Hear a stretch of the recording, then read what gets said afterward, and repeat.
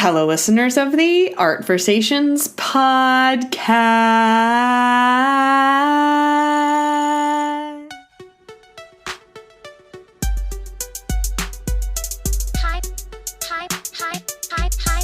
My name is Hi.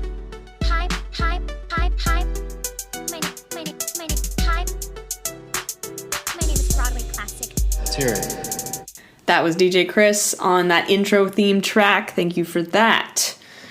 Please go and check out the podcast description. There is a anti-racism resources document provided by Chantel Good. Super important. Please go and check it out. Welcome back to another episode of Art Versations. I am your host, Bri, like the cheese. And I really hope you and the people in your close circle are healthy, staying inspired, and sane at this point. Thank you to everyone who tuned into last week's season opener. We are moving into season 3 with speed and so much drive, and I am so grateful.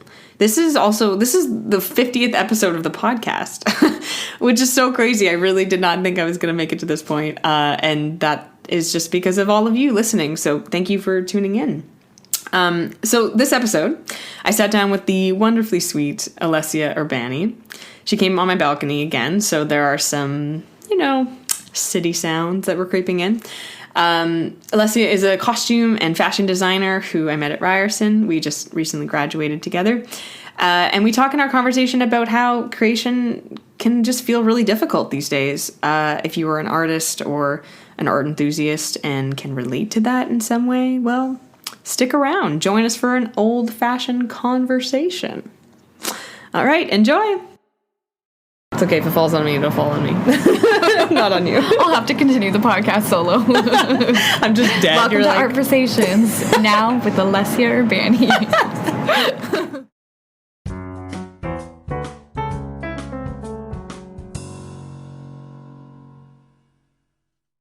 Hi, Alessia. Hi, Bri. Thank you for joining me on my weird-ass balcony. Oh, thank you for having me. I love it.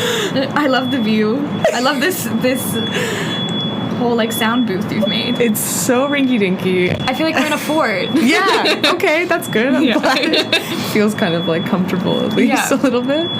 How are you doing? How is everything? I think I'm doing pretty good, considering the circumstances of the world we're living in. But yeah, I would say I'm pretty good. How about you? Mm-hmm. I'm good, up and down, the struggles of being an artist in a time of a pandemic. And a recession. And everything else that's going on in our world. Yeah. An election year. Yeah. Yeah. Oh my god. Yeah. It's definitely been just a strange time, to say the least. Yeah. Especially as an artist, and also just as a graduating student. I feel like it's already stressful to graduate and then figure out your next steps, and we've kind of both graduated into this really unknown world. So totally. Yeah, I'm just trying to take it day by day. I do feel a little sense of gratitude that we got out when we did. I do. Do you know what I mean? Yeah. I feel for the people who are going back to school right now. Oh, absolutely. It's so scary to have to learn and try to educate in a safe way. Yeah, absolutely. When, especially when it comes to, I guess the arts too, students that are in more artistic programs. You typically thrive and learn best in in-person kind of scenarios. Mm-hmm. So I do, at least. Oh, I do as well. Yeah. So now having that move to online, I don't know how that works. I mean, I think obviously it's what's needed, and for this time, we shouldn't all be zooming back to get into school, but it definitely is difficult, and I feel for a lot of the people that are struggling to learn. Me too. When it's remote. Mm-hmm. Yeah, there's a couple people I know who are doing online, which, I mean, it's an option. Okay, this blank is gonna piss me off. Go away. I love it. It's caressing my cheek. It's literally coming into us. I feel bad for people who are having to learn online, because I think, like you say, there's such a sense of community, and you get to understand people way better than when you're in person with them. There's, communication is much easier. The kids can have an opportunity to make friends, like having to make friends online. Like, I don't know. I'm pretty traditional in that sense. Like, I'd rather be in front of you and, feeling your energy. It's definitely weird. And I think, too, especially, like, from the programs that we both came from, like, I know my favorite part of the performance production program was just, like, getting to be constantly surrounded by other creative people and also just constantly in collaboration with other people. Like, the best part of school for me was working on shows and getting that experience of working with dancers and choreographers and actors and directors and other designers and other creatives, other makers. And so it is sad that that's not happening now. I mean, again, it's the right decision. We have to go back. We have to learn. We have to continue to live as much as we can. I mean, in the sense of, like, COVID in general, of blocking or limiting our creation. Like, do we wait?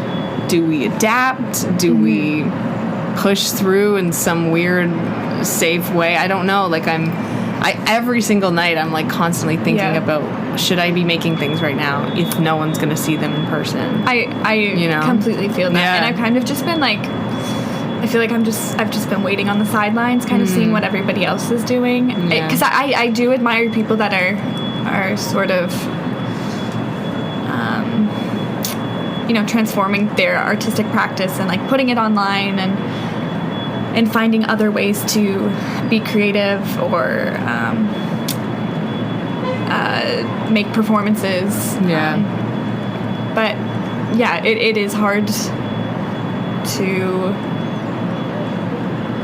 be creative yourself and to find ways to adapt to the practices that you're so used to. I mean, I think it is as well a good challenge to see how people can adapt and people can make changes to their artistic practice, which I think is an important thing with anything, to always be to be learning and adapting. That's a good point.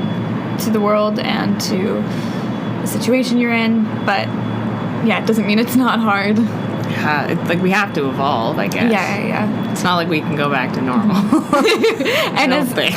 I don't know, as, like, disappointing as it sounds, like, I hope this isn't the new normal. Like, I hope that there will be a day that we can kind of all gather in the same way that we used to in theatrical settings. But I don't know. The world seems really uncertain. And we want people to be safe, obviously. Of course. Like, that's number one priority is we need to obviously make these choices to keep our community safe and keep our families safe. And in some weird way, like, I didn't realize how much I, like, come in contact with people in a close way when I'm in a theater. Like, literally sitting next to them. Strangers who I never met, who maybe, haven't washed their hands in, like, 5 hours. And yet I'm just like, I'm going to sit right next to you. Like, 7 months ago, that would have been so normal. And now, I guess maybe I've sort of grown a little internalized germophobia or something. Like, in a weird way, I'm like, I don't even want to be... that breathing distance between someone, I think a lot of people are most definitely feeling that too. Like, I've never been so aware of my body and the space that I take up and just, like, how I'm interacting in the world. Totally. So it's weird to think that, like, those types of connections and those types of interactions were, like, no one really ever gave a second thought to, and now it's like you kind of have to analyze every interaction you're having and like, what am I touching? What am I touching? Where am I going? Is it necessary? If I'm seeing this person from a distance, like, how, like, what are the ways we're being careful and everything? So I feel like it's also different for everyone. Because some people are a lot more lenient. In a weird way. I don't agree with it in some ways. Like, I want to be able to hug people, but it's hard when, like, I just don't know where you've been, and you don't know where I've been. No, and that's kind of this other, like, weird part of this pandemic of trying to navigate is that it's like everybody has sort of this different type of leniency with it or different rules for themselves, which I can respect in a sense. Like, I think everyone needs to figure out what's right for them and being responsible for their own health, but at the same time you also do have to be responsible for the way you're conducting in society. Like, we all live you're in a part of it. this community, and we have to make sure that, you know, it's not just us that's safe and everyone around us is safe. And I try not to get angry when I see like other people. There's like a little bit of anger, but following the rules. Yeah. And like, I try to give people grace, but there's a part of me that's like, what do you mean you can't wear a mask? You know, or like, it's maybe, I don't know. I'm also like I'm very much an introvert in that sense. I think I'm definitely more introverted too. Yeah, but, I mean, I don't know. I sometimes I worried like maybe I'm being too strict, but at the same time, it's like I think it's good to care about other people. Absolutely. And I think it's cool to care about other people. Me too. I think we need to look out for people in our immediate community and in other communities. Yes, it's cool to take care of people. Yeah, absolutely. I think that's totally right. Yeah. The other thing I'm thinking about is like, how do we adapt? Because, okay, I went to the mall the other day. I was wearing my mask and everything, and I wanted to try on clothes, but I couldn't, right? And, you know, as a designer yourself and someone who works with fabric, and how do we figure out a way to make that safe? You know what I mean? Honestly, I don't know, and it's kind of something that's been on my mind that I've been thinking a lot about recently, because like, I'm curious to hear your perspective, because I know nothing. Are fittings going to be able to, you know, like, happen again? Like, you are in close contact with someone else. You're essentially touching the garments on their body to fit them to them. You're in very close proximity with them. There's usually multiple people in the room during a fitting. And again, it's like going into shops, like when I would purchase stuff for different shows that I was designing, like it was quite easy to just like run into Value Village or a different thrift shop, or sort of anywhere. Very easy and accessible to just go through things. But now it's like everything I touch I'm worried about. So I feel like, if anything, what I know will happen is, like, if I guess the world continues like this, and we have to be very careful, but maybe we find some ways to resume theater and performance in some way, I just think everything is going to take a lot more time and be a lot more slower, which I think is an okay thing. But yeah, it takes time and effort to be safe, I think. While still collaborating. Yeah, exactly. So I know that's kind of a big unknown, or a big question mark. Like, I really don't know what the future is gonna look like. I mean, for you too, like, have you thought, I guess I've just been thinking a lot about, like, what is my place as, like, I guess, an artist anymore? Like, I feel really... It's a big question. Out of place in this kind of environment. I mean, the role of an artist still feels important. Absolutely. I think, right? Like, I think we still need to be a part of people's lives, or the public's lives. And I've been trying to get more into, like, film and see if that is where I want to go. Nice. Like, I just recently did a dance film with my friend Nestor, and it was, we kept our distance. It was very easy to do. We did outside, so everything was good there. And I mean, I love live theater. I'm such a big believer in live theater. But trying to adapt now to more film, or things that are a little bit easier to digest because they're online. You don't have to go somewhere to see them, right? That's been interesting for me, because it's such a different medium. Oh, absolutely. I'm learning so much on the job. I don't know. That's sort of where I'm in my practice right now, I'm sort of looking towards that. Yeah, I as well have been trying to, I guess, sort of look into how to do my practice in film and try to get more into the film industry. I'm trying. Yeah, you were telling me just before we started. Trying to apply to IATSE because I believe that the film union is starting up again. I mean, cases are going up, so I don't know if that's going to directly affect it right now. But so unknown. But yeah, that is the one thing about this pandemic too, is there's so much consumption of television and film. Because it's there. Everyone. Netflix, Crave, everyone loves it now. It's interesting. Yeah. I had some time to go back and watch films that I've never seen that I have had on my list for so long, I watched a bunch of A24 films. Do you know that? Production company? A24, yeah. Yeah, Hereditary. My roommate keeps wanting me to watch Hereditary. You gotta. But I'm so scared because Do you like horror films? No, okay. I did not do it. We watched Midsommar the other night. I love that one too. While it was fantastic, I thought I was going to throw up. It's so much stress. It is. I have a weak stomach. I am a very anxious person already, so I was like, oh my god, I don't know if I can do this. So when she was like, let's watch Hereditary next, I was like, I need a few nights off. It's a bit less gory. Well, I don't want to say that actually. I'm trying to make it better, but it's like there's finally all this time. And I'm I want to consume art. Tell me more about what other arts you've been consuming. Honestly, that's kind of the only, or I don't want to say the only thing I've been doing, but I do think that this time has been a good time to consume more art because we do have more time on our hands. I mean, not everybody, but some of us do. That's true. I shouldn't generalize. So I think I was talking to my friend Sam, and I was kind of asking her at the beginning of quarantine, how are you keeping up your artistic practice? It feels, I don't know, it's hard when you're too, I guess maybe used to being a designer. I do costume design, Sam does lighting design, projection design. Sam Skinner. Yeah, Sam Skinner. Shout out. A queen. Yes. Me too.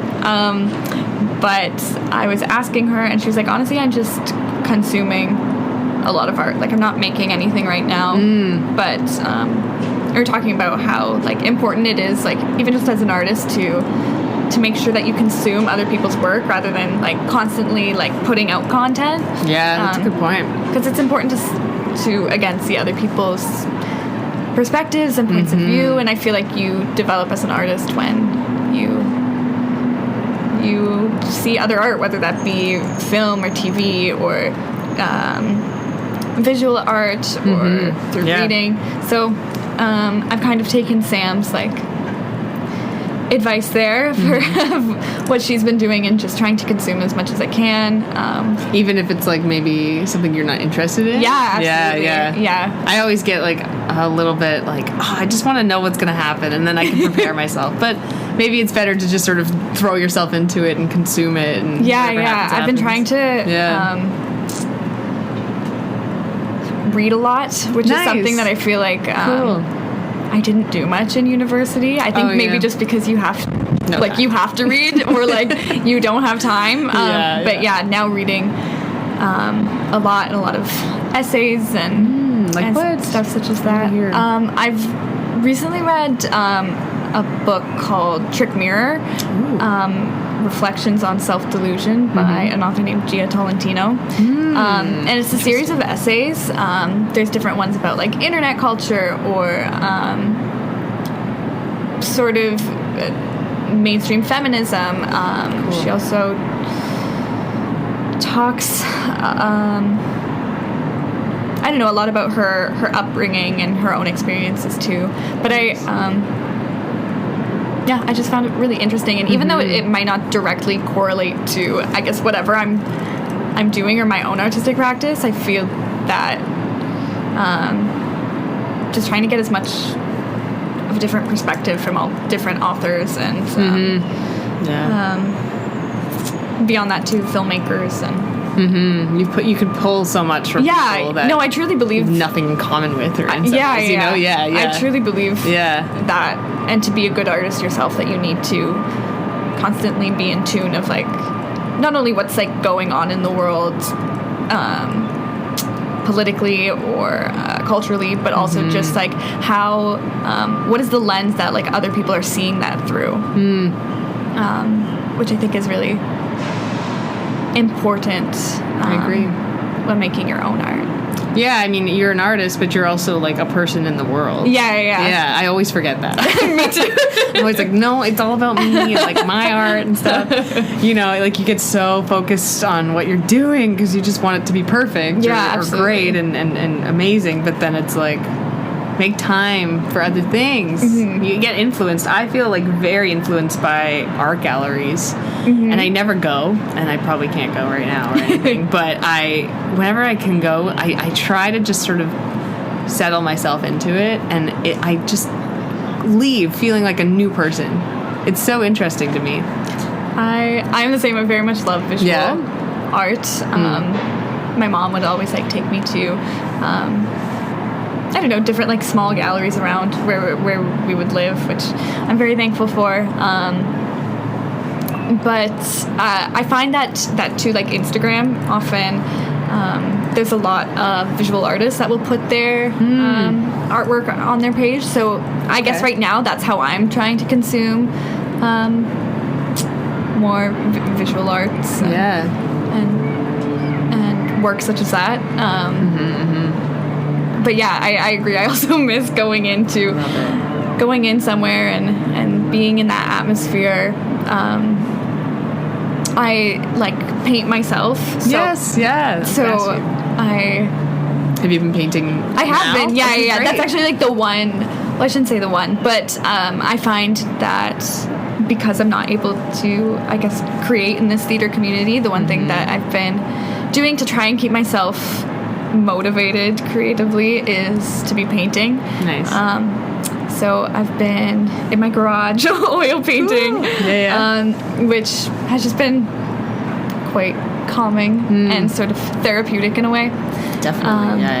Yeah. So just currently working on like some portraits, one of my little brother and then one of my dad.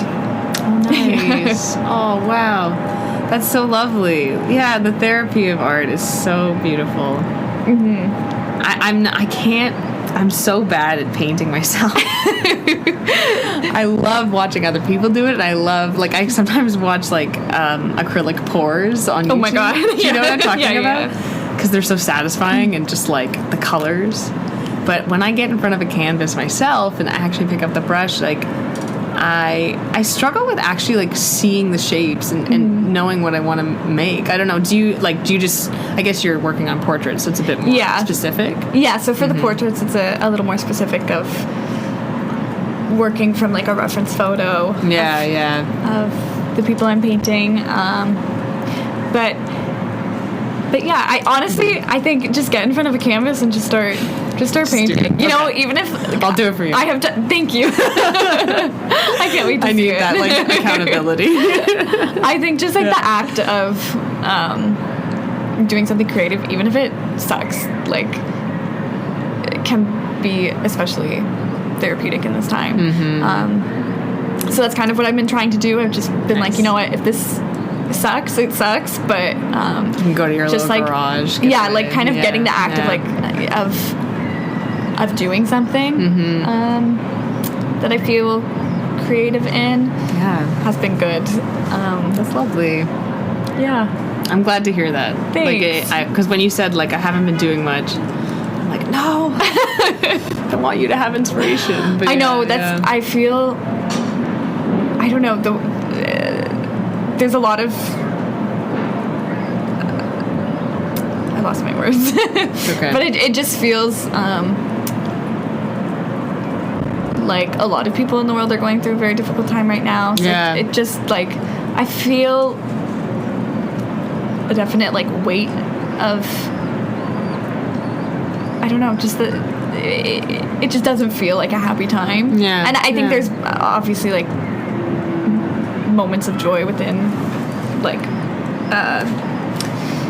everything that's happening in the world right now. Small joys, yeah. Yeah, small joys, but yeah, it just, the mood feels overwhelmingly somber. It does. And with that, I just don't feel very inspired or creative. And that's like, obviously, the least kind of worries with everything that is happening.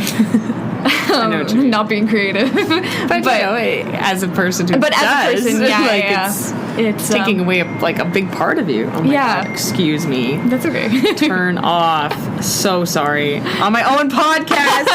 That's okay. I had to text my mom, and I was like, "Don't text me," because me and my mom text like every hour. I feel like I broke up this beautiful thing we were talking about. That's okay. Yeah, I think we could be honest and say, oh no, I dropped my water. Oh, good thing you have the little rubber thing on it. Yeah, protects it. Yeah. We can be honest and say yes. Right now, it does feel like a very low energy. Mm-hmm. There's not enough happening to keep art alive in some sense, but I don't know. Maybe this is the, impetus of something that's going to be so wonderful later on. I mean, I absolutely think, I try to think that way, at least. I think there will be a time when things go back to, I don't want to say normal, but I think there'll be more of a sense of normalcy. And I think with that will come like a big boom of like creativity and just excited. For kind of everyone in any sort of artistic world. It's times of change that really like catapult a society and a culture forward, and through that comes a lot of great work in art and again change. We always will find it again, I think. Yeah. Maybe just not right now. Yeah. That's okay. Me in my bed, like, having an existential crisis. Honestly, yeah, me too. Yeah. So I do want to bring up the fact that we have recorded together We before. have, yeah. I feel like it would be weird to just be like, tell me about your project. No, we've talked, and it was over Zoom, and in some way this is much better that we can be in person, and so thank you for coming back to the pod. Thank you for having me. I appreciate it very much. My pleasure. Let's go back and talk about your ISP, your thesis project. It went on the Create Showcase in May? Like April, May. Yeah. Yeah. And you were designing for a show in February called TBD, To Be Determined. I'm just looking at all my notes. I feel like I have to go back. No, of course. Time does not feel real anymore. No, right? February. Okay, so where was I? Oh, it was winter. Oh, God. And so we were talking a lot about sustainability and how to, because that show was so centered around environmental crises and how we can take care of our planet. And so please tell me more about that and how you were able to be sustainable. For sure. So, the dance project was choreographed by Joel Taylor and produced by Diego Varela and Emerson Kafarowski. Lovely, lovely people. Very lovely people. And so they had, challenged everybody working on the show, designers and technicians, to be very mindful of how they were creating, because we were, putting on this narrative of that talked about environmentalism and climate change and that subject. So they wanted to make sure that while we were, creating something that we weren't sort of contributing to these issues that we wanted to talk about. So a challenge for me and kind of what I wanted to focus my independent study on was how to create a show as sustainably as possible with all the different factors that go into your specific show. And I just kind of wanted to examine and look at all the different factors that go into how sustainable a show can be. given, time and budget and labor and all the other different factors. So many, yeah. Yeah, so through the process, it was a very, very, very quick process. So, we had jumped from working on, I think Hamlet, which closed the week before, and I did not give myself much time for this project. Running around like a mad woman. So the week before was when I got everything together and did fittings and alterations and purchasing things, and we built some costumes. So it was a very tight time frame. We had a good budget for the amount of performers that we had, so that was great. Labor, it was just me until one night I called my friend Andrew and I was like, please come help me. So I'm in over my head. Doing this all on my own. Please help. So he helped me build the costumes for the show.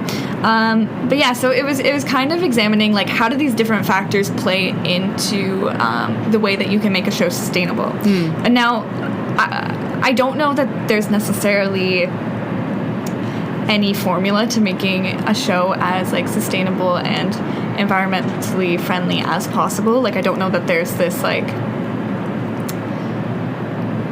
foolproof kind of way of creating a show with no waste. I mean, maybe there is, and I think that, and I hope that that's in our future. But for this show, I really wanted to see how can I make the best decisions possible and be mindful in my creation process in order to serve the message of the show. So that meant when I could purchase something, it was purchasing either costumes secondhand, purchasing from Canadian companies that had strong sustainable and ethical mandates. Nice. It also meant a big important thing to me was to make sure that the costumes weren't, overtly costumey in a sense. I wanted to make sure that everything that was put on stage could also be worn in real life. Yes, so, what ended up happening was all of the performers wanted to take their costumes home, which was great. So everyone kept their pieces and integrates them and wears them in their own wardrobe, which was kind of the I guess what I wanted most to come of this is I wanted to make sure that everything had a life beyond the show. Because I think that going back to, I don't know if you can create something necessarily with absolutely zero waste. I think what you can be conscious of is how do you make sure that what you do create has a life beyond just this performance or just this show. And sorry, my mind blanks for a second. No, it's okay. Yeah, the recycling, right? Yeah. It seems like every show there's so much waste, and I don't mean that in a bad way. Yeah. But absolutely. there is, and then it's well, do we just leave it in a pile because now we don't need it anymore, or is there ways that we can reuse it? I think there are ways, and obviously a lot of theater companies that have different sorts of stock. That's good. Which is fantastic to be able to pull from. And consistently reuse pieces in different shows.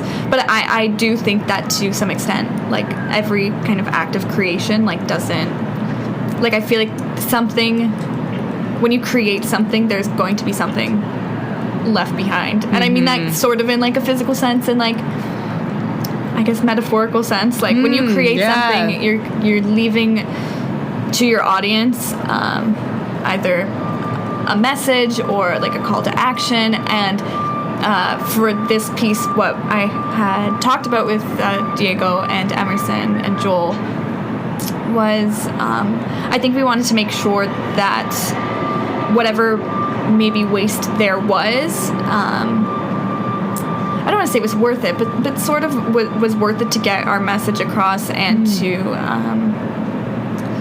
promote the story that we were telling. So again, I think it comes back to being conscious in what you create and what you put out in the world.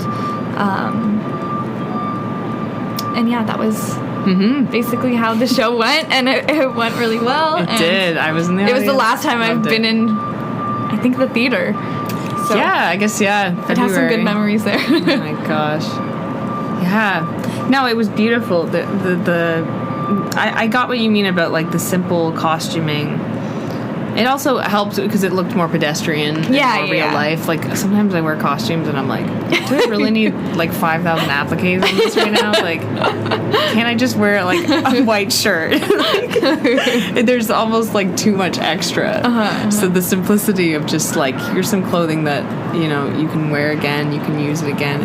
It like you say, it brings more life to it afterwards. Yeah. After the performance. Yeah. And again, I think it's always going to be sort of this process of like give and take. Like, I think you may make a choice that maybe isn't the most sustainable, but maybe it serves a really important purpose in the storytelling, and maybe it's like absolutely crucial that it's there, but then where are you able to, I guess, cut down in other places? And again, it goes back to also like labor and money, and because you can only be as sustainable and as conscious as, you know, all these different factors allow. Like when I was working, I like frantically called Andrew to come and help me sew. He was like, one thing I kind of learned about sustainability is you can't create sustainably if you're not living like sustainably yourself. And that doesn't mean necessarily like living an eco-friendly life, but just like being sustainable in the sense of getting your sleep and getting your rest and like actually living a life where you know, making these different choices is possible. Because he was also saying like if you're in a scenario where you're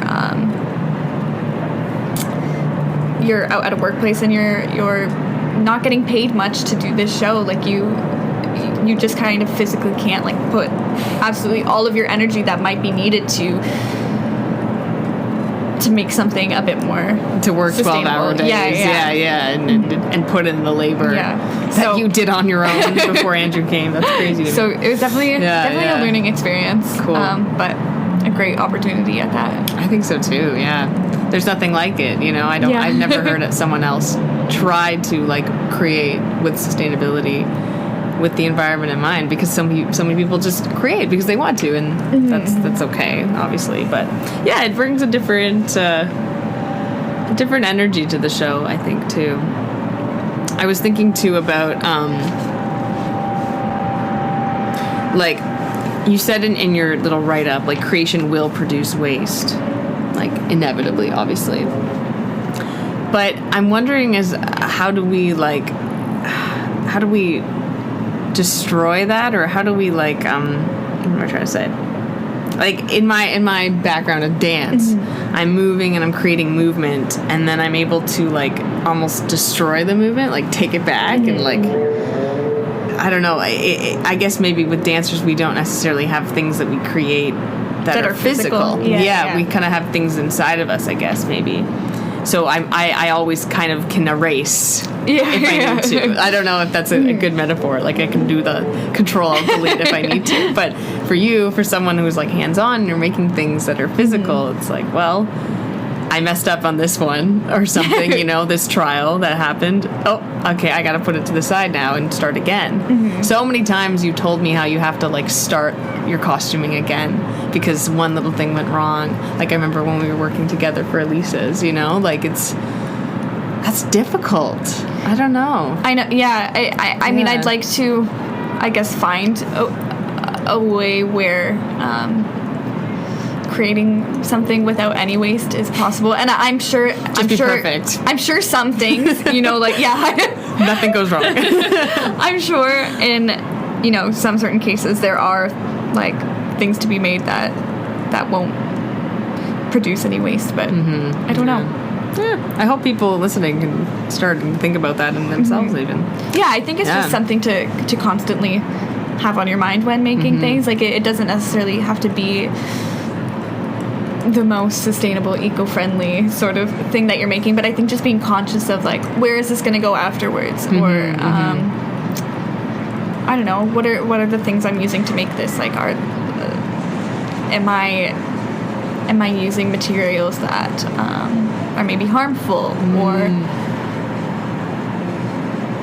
or wasteful. So yeah, I think it's just constantly being mindful of what you're making. Yeah. Do you work a lot with plastic at all? Not a ton. Not a ton. Because I was thinking that would be like the worst thing to work with, I guess. Yeah. I have to call out the National Ballet a little bit because I was thinking about all of the point shoes that they make or that they use, right? And a lot of ballerinas will just go through like one pair of point shoes in a show, like in a night, you know, like how much waste they have of just like point shoes. Like, oh my goodness. But it's essential to the work. Yeah, absolutely. That's maybe an example of something that like you have to use. You can't go to a ballet without point shoes. Yeah. I don't know. Well, hopefully we save the planet. We'll see. Okay, great. Well, let's keep going. We'll go back a little bit. I wanted to ask you more about designing for dancers versus for actors. We talked a little bit about this in our last recording, but just like the differences between making a costume that is going to represent a character or a feeling or almost like a relationship in a sense, versus like dancers who it's very much about like line and shape and a little bit more, I guess, abstract. I don't know. That's what I get from it. Yeah, but absolutely. I mean, that was kind of something I really learned this year too, because I had never, well, I guess it was last year, but 2019. Our fort's coming down. This is the rocky bookshelf that has always been a problem.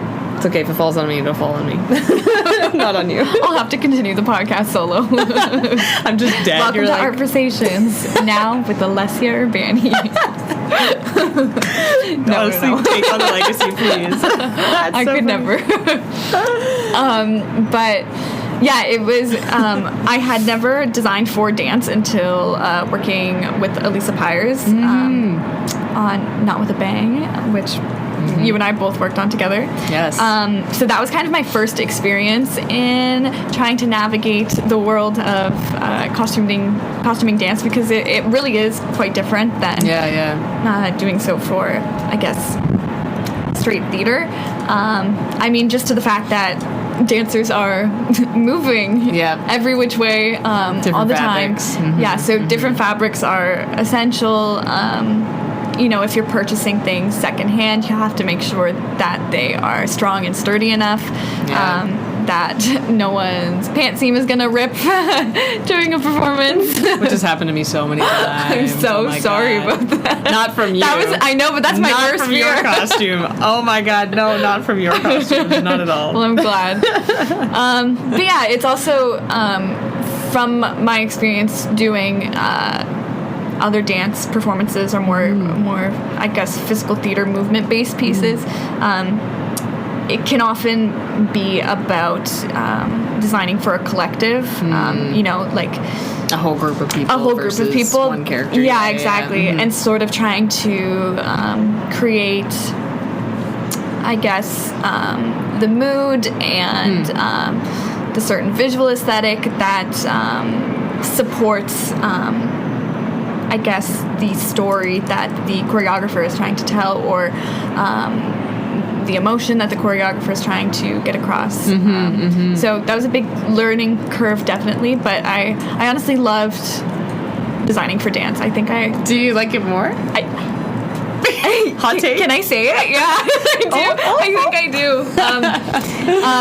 I do love designing for just theater as well. But yeah, it is very different in the fact that each costume is much more individual. You're designing for an individual character, and so it's more I guess like psychological in that way, where it's like you have to I guess try and think like, what would this character actually wear, like how would they move, how would they see themselves in the world, so getting more into that, and I think with theater, I think it's really helpful to talk to the actors about who they think their character is, or who they their bodies, know their character is. Because if you're going to be dressing them, like you know, you want them to feel comfortable. Oh, absolutely. As that character, yeah. I think the same goes for dance too. Like if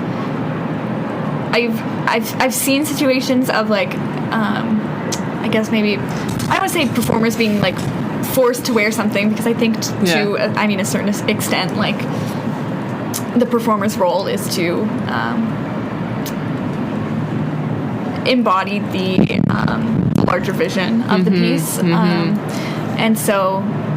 But I do think the performer has a very specific relationship with their own body, whether it be as an actor or a dancer, and so something I think is really important, I guess in my own practice, is making sure to speak with I guess the actor who is playing the character or the dancer in a piece, to make sure that they are comfortable and that communication has to be there. Yeah, absolutely, because otherwise there's a disconnect between what they're wearing and how they're performing. And I mean, I think it just goes to on a whole other level of like, I would never want to put someone in something that they just like feel awful in. Right, I mean, right. It's not to say that like, I don't know, if you're playing like the Wicked Witch of the East, like I can't make you look like a princess.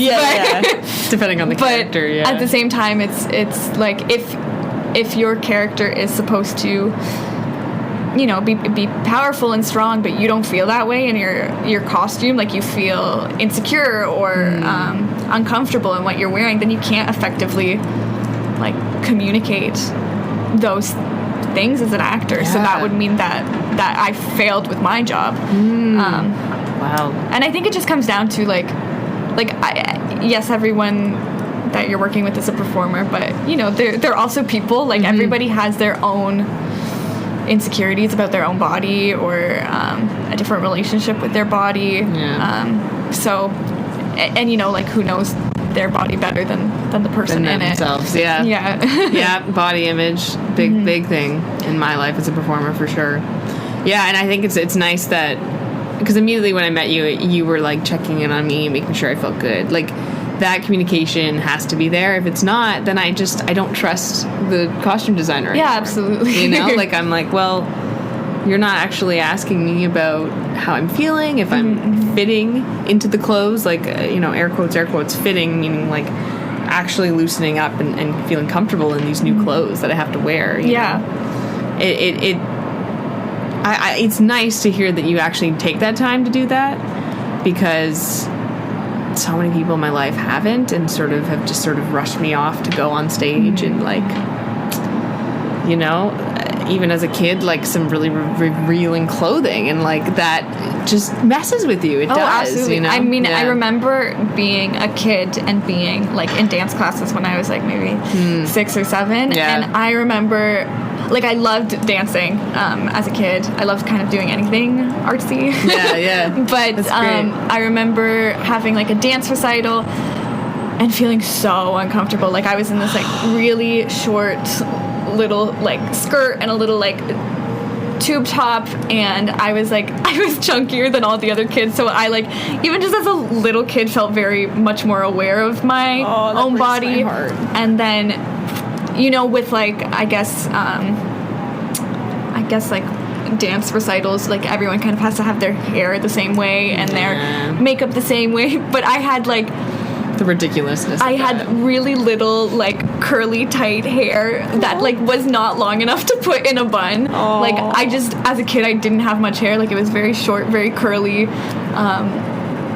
and I was so upset that like I couldn't put it back in a bun, and they were like, well, you have to try. And so it just like looked ridiculous, and I remember just crying, and I was so uncomfortable, and I told my mom, I was like, I'm quitting, like I can't do this. And so like I don't know, I think back to that and I'm like, I mean, obviously these performers aren't 6-year-old kids, but everyone feels that way to an extent, and it's like I would never want to make someone feel that way. at all. Yeah, so I think having a relationship with the performer is like the most crucial. That's great. Crucial thing. Yeah, very, very. I respect that a lot. As that young kid who was also on stage and hated what she was wearing. I feel you. Yeah. I mean, it's a part of art. It's a part of the visual part of art. Is you have to look at someone's body. You have to watch them do the thing. You have to, understand the colors that they're wearing, and you get something from other people. So if you're watching someone and you're like, oh, they look uncomfortable on stage, or like, what? Maybe there's a costume is like limiting for them to put their hand up and stretch their arm. It's like, it breaks my heart. It goes to show you that costuming is important, I guess. Yeah, absolutely. Yeah. And I think obviously there are some instances where like maybe certain fitting issues can't like get done in time. Like I've been there, I know that happens. But I think like to your best of your ability as a designer, or at least as myself, like I want to make sure that everyone can do their job properly. Because if something is limiting you, whether it's like physically or emotionally that you're wearing, then the performance gets diminished. Yeah, exactly. It's not able to be truthful. Yeah, absolutely. Big thing. I'm glad you have that in your mind, because so many people don't. I mean, that's all I really wanted to talk about. We touched on so many things. Thank you for making time. Is there anything coming up that you want to plug? No. Other than I wish there was. Yeah. I desperately wish there was something. That's all right. You have an Instagram? I do, yeah. I'm very bad at using it. I am not good at like social media at all, but it's hard. It's hard to like actually put your work up for people to see. Yeah, because you're so tired from doing it. I also just like I'm never on my phone, which like anybody that knows me knows that I will not answer for like maybe 4 business days. Just 4, Yeah. So you might not get me on the weekend, but yeah. It's funny. But yeah, I do have one. Yeah. Okay, great. Well, I'll link it below, and you also have a website. I do have a website. Yeah. Okay, well, that will all be there as well. The Create Showcase website will be on. Please go and check out Alessia's stuff. Thanks so much for having me, Bri. Thank you. With my weird, crazy windiness on my balcony. I love it. Thank God no one died. From this bookshelf. That's good. All right. Thank you. Thank you so much for listening to the Art Versations podcast. If you like what you heard, the best way to help the podcast is to subscribe or follow on your preferred podcast platform and leave a review. As well, follow the podcast on Instagram at ArtVersationsPod. You'll find photos of each of my guests so you can match a voice to a face, and highlight clips from each episode. Let's keep the conversation going. Send in a DM with your own thoughts about art, as well as any questions you think I should ask my guests. The podcast community continues to grow, and that is all because of you, listener. All bodies are dancer bodies, and all lives can't matter until Black Lives Matter. Till next time. My